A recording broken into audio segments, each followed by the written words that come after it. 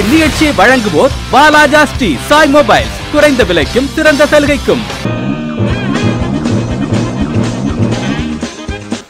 நீங்கள் பார்த்து கொண்டிருப்பது நம்ம அம்மா சேனல் அசத்தல் நேரத்தில் அசத்தான கேள்வி நிறைய கேட்டிருக்கோம், அசத்தான பதில் நிறைய பார்த்துட்டு இருக்கோம்.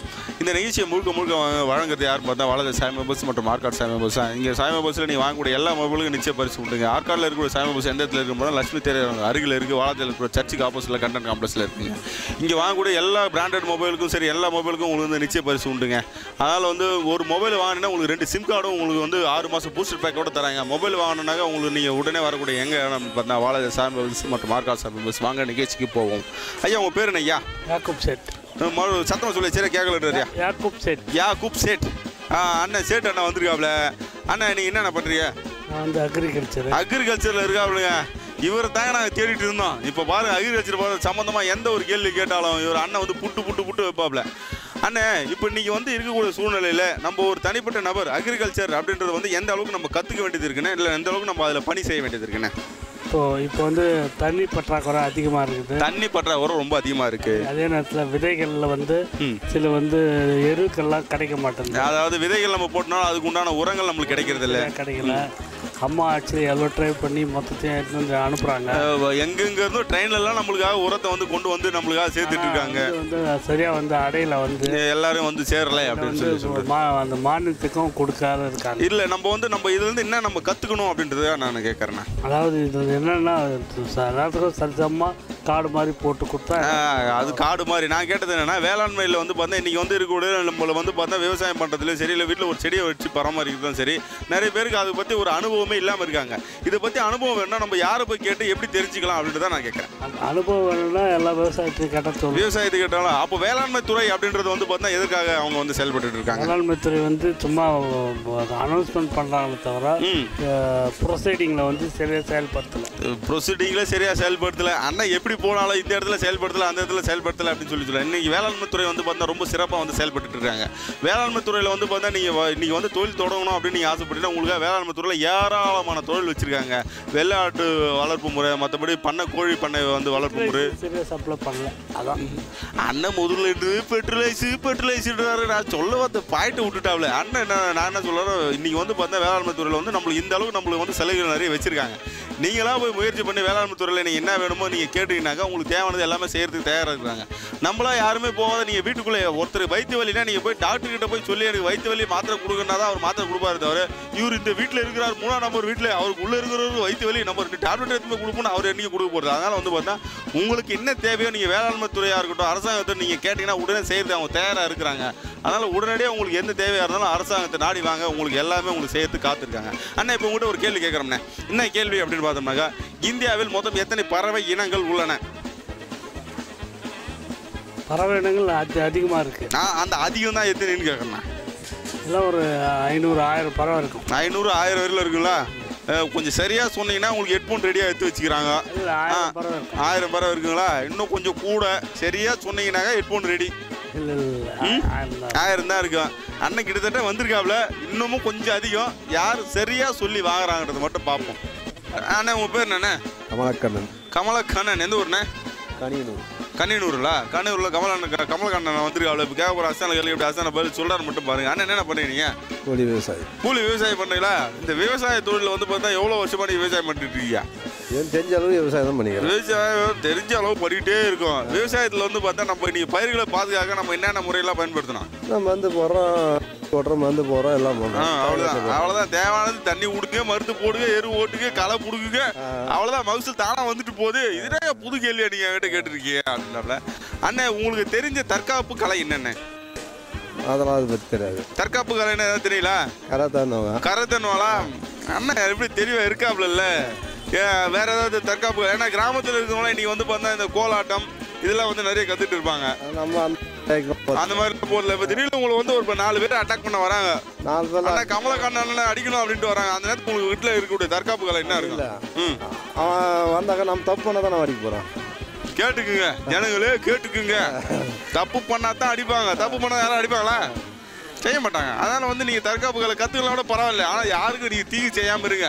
நீங்கள் ஏதாவது தீங்கு செஞ்சீங்கன்னா அப்போ என்ன பண்ணோம்? வச்சுட்டு போயினே இருப்போம். அதுக்காக நீ தற்காப்பு கலையை கற்றுக்கணும். அதனால் யாருக்கு தீங்கு பண்ணாமல் இருந்தீங்கன்னா எந்த நேரத்தில் கூட எங்கே ஒன்றா போகலாங்க. ஏங்க மடியில் கிணறு தானே, வழியில் பயம் இருக்கிறதுக்கு வாய்ப்பு இருக்குது. கேட்டேன் அண்ணே, கேட்டேன் அண்ணா. உங்களுக்கு சங்கீதம் தெரியுமா அண்ணே? அதெல்லாம் தெரியாது. உங்களுக்கு சங்கீதம் தெரியாது, இது வந்து தற்காப்பு கலை தெரியாது, விவசாயம் மட்டும் நல்லா தெரியும். விவசாயத்தில் ரொம்ப பணமாக கொட்டக்கூடிய பயிர் எதுண்ணே? அதாவது தண்ணி இருக்கணும். மெயின் எல்லாத்துக்கும் தண்ணி இருக்கணும். பயிருக்கு தண்ணியா நமக்கு தண்ணி என்ன? பயிருக்கு தண்ணி நமக்கு தண்ணி போட்டுனா அவ்வளோதான். பயிருக்கு தண்ணி வேணும். கத்திரிக்காய், வெண்டைக்காய். நெல் பயிரில் ஒன்றும் சரம் கிடையாது. நெல் பயிரில் வந்து சுகம் இல்லாமல் போச்சு. தோட்டக்கலை பயிர் தான் வந்து தோட்டக்கலை பயிர் தான் டெய்லி பணம் பார்க்குறது. நம்மளுக்கு வந்து பணப்பயிர் அப்படின்னு சொன்னோம்னாங்க. இந்த தோட்டக்கலை பயிர் தான் வந்து சொல்லிட்டு டெய்லி பணம் பார்க்கலாம் அப்படின்றது. ஆனால் அது தகுந்த மாதிரி டெய்லி நம்மளுக்கு வேலையும் அதில் நிச்சயமாக உண்டு. டெய்லி காலையில் எழுந்தோமா 3 மணி 4 மணிக்கு இருந்து காய அறுத்தோமா 6 மணிக்கெலாம் மார்க்கெட்டு வந்து சேர்ந்தால் தான் வியாபாரம் ஆகும். நீங்கள் 10 மணிக்கு எடுத்து போட்டிங்கனாக்கா அவ்வளோதான் முடிஞ்சு போச்சா, நீங்கள் மார்க்கெட்டு இறங்கி போச்சு அப்படின்றதான் சொல்லலாம். நீங்கள் ஏதாவது ஒரு வெளியூர் போகணும்னு ஆசைப்பட்டீங்கன்னாக்கா இந்த ஊரில் அண்ணன் போயிட்டு விவசாயம் பண்ணுறதா உங்களுக்கு இந்த ஊர் போகிறேன்னா நீ எந்த ஊரில் விவசாயம் பண்ணலாம் இருக்குண்ணா? வெளியூர் எப்படி போக முடியும்னு கேட்குறேன். இருக்கிறது எனக்கு இங்கே என்ன இருக்குது. இந்த நிலத்தை எடுத்து போது என்ன வெளியூரில் வேணா இந்த 2 ஏக்கரா நிலத்தை இன்னொன்று எடுத்து போய் அங்கேயே வைப்பீங்க. அதெல்லாம் முடியாது. அதனால் வெளியூரில் எனக்கு வேணாம். இருக்கிற ஊரில் நாங்கள் இருந்தோம்னா அப்படியே காலத்தை ஓட்டு போயிட்டு வந்துடும். அப்படி தானே? அப்படி தான் போயிட்டு இருப்போம். அண்ணா இப்போ உங்கள்கிட்ட ஒரு கேள்வி கேட்க போகிறோம்ண்ணே. இந்த கேள்விக்கு நீங்கள் சரியான பதில் சொல்லிட்டீங்க அப்படின்னாக்கா வாலாஜா சாய்பாபா சொல்லும் அழகிய ஹெட்ஃபோன் வந்து உங்களுக்கு பரிசாக காத்துருக்குதுண்ணே. சரி, ஹெட்ஃபோன் தெரியுமாண்ணே?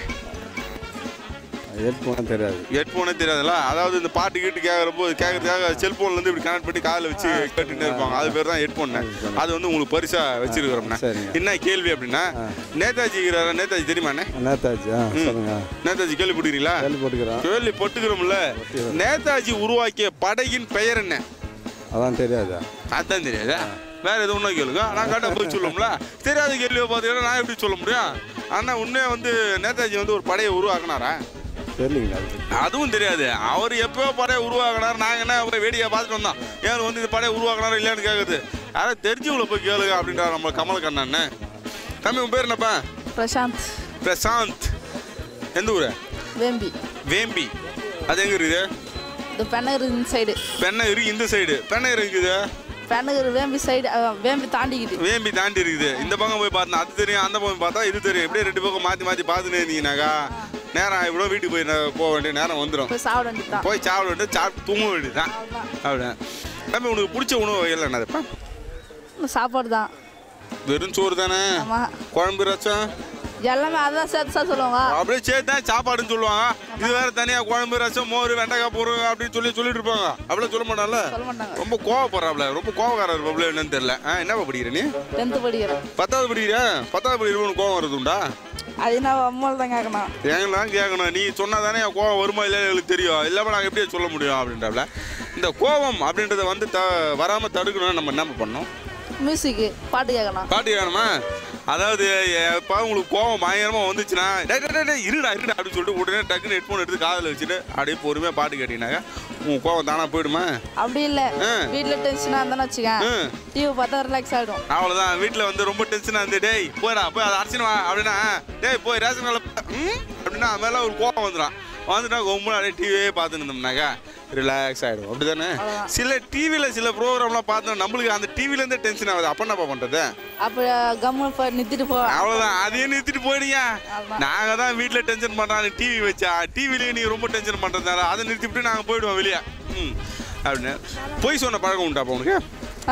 நிச்சயமாக கிடையாதா? இவ்வளோ நாள் பேசுறது மொத்தமே உண்மையா? இப்போ கேட்குற மாதிரி கேட்குற கேள்வி இப்போ நீ போய் சொல்கிறேன் இல்லை நான் இப்போ கண்டுபிடிக்கிற மாதிரி நல்லா படிப்பியா மாட்டியா? படிக்க மாட்டேன். அப்படியா? போய் சொல்ல மாட்டேன் பேர் சொல்லிட்டாப்ல நல்லா சரியாக படிக்க மாட்டேன் அப்படின்னு உண்மையை சொல்கிறாப்ல. எதற்காக சரியாக படிப்பு வரல நீ ஏன் முடிவு பண்ணுற? அது பச்சு பார்த்தா தான் தெரியும். பச்சு பார்த்தா தான் தெரியுமா? இல்லைப்பா படிக்க மாட்டேன் நல்லா படிக்க மாட்டேன்னு சொன்னியே, எதனால உனக்கு வந்து படிப்பு நல்லா படிக்க மாட்டேன்னு சொன்னதுக்காக கேட்டேன். வேற ஒன்றும் அது எனக்கு தெரியாதே. அது தெரிஞ்சா நான் நல்லா படிக்க மாட்டேனே, அது தெரியாதான் சரியாக படிக்காமல் இருக்கிறேன், வேற ஒன்றும் இல்லை அப்படின்றாப்ல. நம்ம இப்போ உங்கள்கிட்ட ஒரு கேள்வி கேட்க போகிறோம்பா. இந்த கேள்விக்கு நீ சரியான பதில் சொல்லிடுவியா? யாருக்கு தெரியும் சொல்லுங்க. யாருக்கு தெரியும்? நீங்கள் சொல்லுங்கள் அப்புறம் பார்ப்போம். என்ன கேள்வி? என்ன நேதாஜி தெரியுமா? யார் அவரு? யாருக்கு தெரியும் சொல்லு. அதுவும் யாருக்கு தெரியும் சொல்லு பார்ப்போம் அப்படின்றாப்ல. இந்த நேதாஜி வந்து உருவாக்கிய படையின் பெயர் என்ன? அதுதான்ப்பா கேள்வி. இந்த கேள்விக்கு நீ சரியான பதில் சொல்லிட்ட அப்படின்னா பாலாஜி சாமி சொல்லுவாங்க அழகாக ஹெட்ஃபோன் வந்து உனக்கு அப்படியே ரெடியாக பேக் பண்ணி வச்சுக்கிறாங்க. தம்பி சொல்லுவாப்புல இப்போ வாங்கிட்டு போவாப்புல அப்படின்னு ரெடியாக வச்சுக்கிறான். தெரியல எனக்கு. தெரியலையா? இதுவரையில படிச்சு வரல ஏதாவது புத்தகத்தில் வந்து நேதாஜியை பற்றி வந்துருக்குதா? வந்துருக்குது. ஆனால் அவர் படைய பேர் தான் அதில் வராத பூச்சோ. அந்த புத்தகத்தை மறுபடியும் எடுத்து திறந்து பாரு, பார்த்தினா அந்த படையோட பேர் என்னன்னு தெரியும். இல்லை நிகழ்ச்சியை தொடர்ந்து பார்த்துட்டே யாருக்கு சரியா பதில் சொல்லலான்றதை பார்ப்போம். சரிதானே? அப்படியே ஒரு பாய் சொல்லு பார்ப்போம். பாய்.